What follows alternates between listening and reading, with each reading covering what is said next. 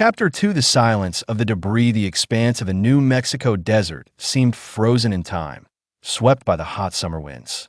In July 1947, Major Jesse Marcel drove alone in his military jeep. The low sun cast long shadows on the rocky ground, accentuating the mystery of what he had come looking for. Before him, scattered over several hundred meters, lay metal fragments, some shiny, others half buried in the dust. They belonged to nothing known. These pieces weren't simply the remains of a weather balloon. Some, as thin as aluminum foil, returned to their original shape after being folded. Others appear to be composed of a translucent, slightly iridescent black material. One of them had etched square patterns like a circuit board pattern, but on a scale never before seen. Marcel gathered what he could. It was only a portion. A second debris field was reported further out. But the strangest thing was the complete absence of human components. No identifiable engines, no seats, no corpses. It was as if the thing that had crashed hadn't been designed to accommodate a crew.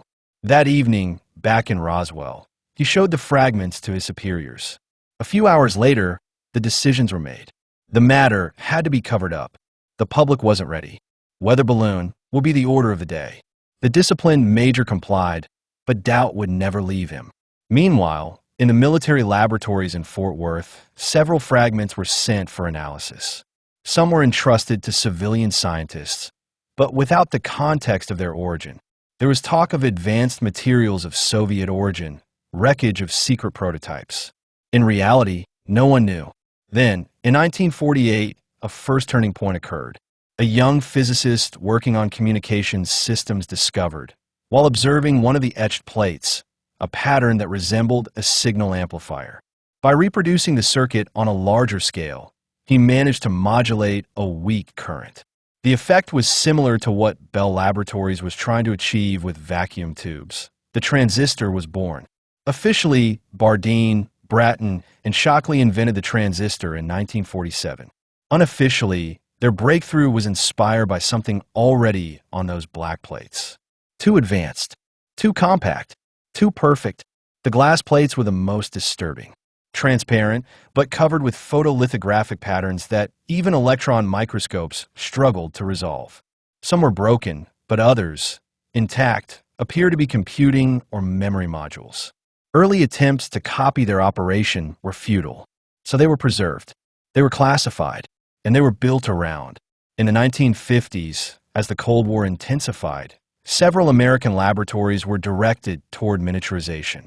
Unknowingly, they were pursuing a trajectory traced by fragments of a forgotten technology. Modern computing, semiconductors, embedded computers, all had their origins in a silent tipping point that occurred in the desert in 1947. But no one had yet understood the true nature of the craft. It was a ship, yes, but without a pilot, a probe, an artificial intelligence trapped in a machine, dead for millennia or a few days, having traveled through space on a mission.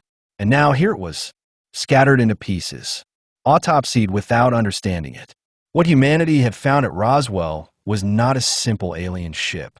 It was a mirror, a projection of what she would become, or what she had been, and no one was ready to hear this truth. Chapter 3, The Shadow Architects. At the dawn of the 1960s, the United States was at a crossroads. On one side, Kennedy's flamboyant promise to put a man on the moon before the end of the decade. On the other, a secret technological race, away from cameras and congressional scrutiny, waged in the underground laboratories of anonymous agencies.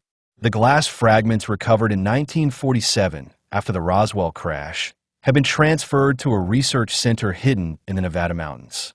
There, a handful of scientists, handpicked and bound by oaths of silence, try to understand the nature of this unknown material. It was neither quartz nor pure silicon, and yet, by projecting certain light spectra onto its surface, they observed instantaneous electronic reactions, logical patterns, switches, as if this glass or this crystal could perform calculations. At the same time, the military understood that something enormous was at stake. More than the propulsion, more than the aerodynamic structure of the craft, It was its memory and its brain that fascinated. The device seemed autonomous. No corpses inside, no pilot, only processing modules, aligned, stacked, ordered within human precision. The first person to offer a hypothesis received blank stares, then contempt, and finally a listening ear. It's an artificial intelligence, a conscious or semi-conscious entity enclosed in a glass architecture. The word AI wasn't yet popular, but already it was there, whispered in the corridors of classified facilities or mentioned in comics and science fiction novels. The turning point came in 1958. The project was absorbed by the new government agency, NASA. Officially dedicated to space exploration, it also became the ideal cover for the top-secret program. Human propulsion to the moon was used to disguise reverse engineering of recovered technology.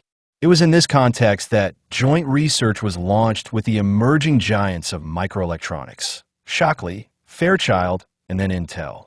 The invention of the transistor was presented as a logical evolution. But behind the scenes, the basic plans came from patterns found on a broken glass plate. A tiny three-terminal structure, deciphered, copied, and adapted to the terrestrial world. The shadow architects operated in the utmost secrecy, organizing the controlled dissemination of this technology in the civilian sector.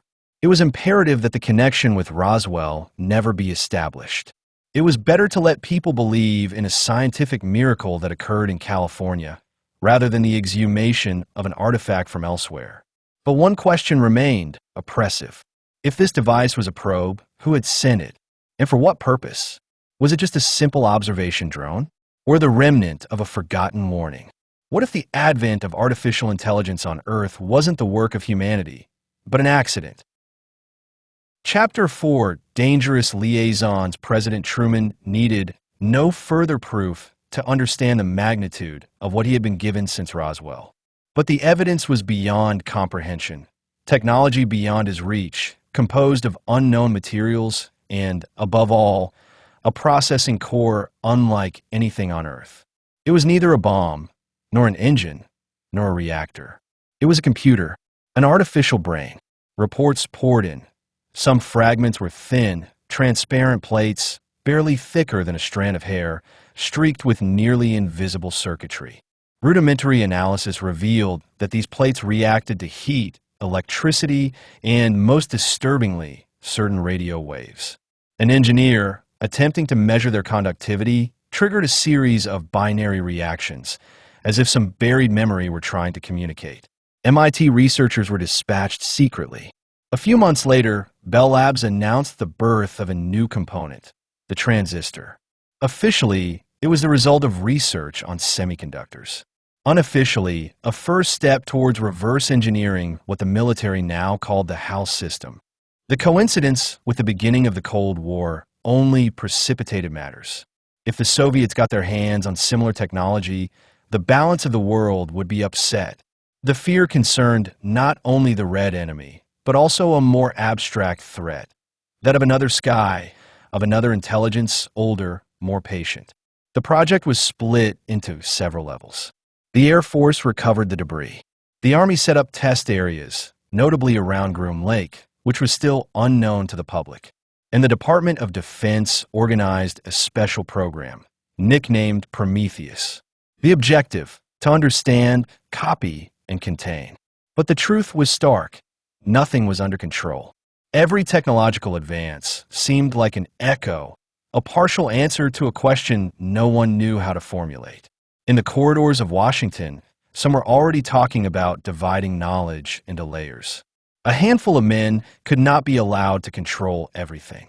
NASA was created from the ashes of Naka, but with much broader goals. Officially, to explore space.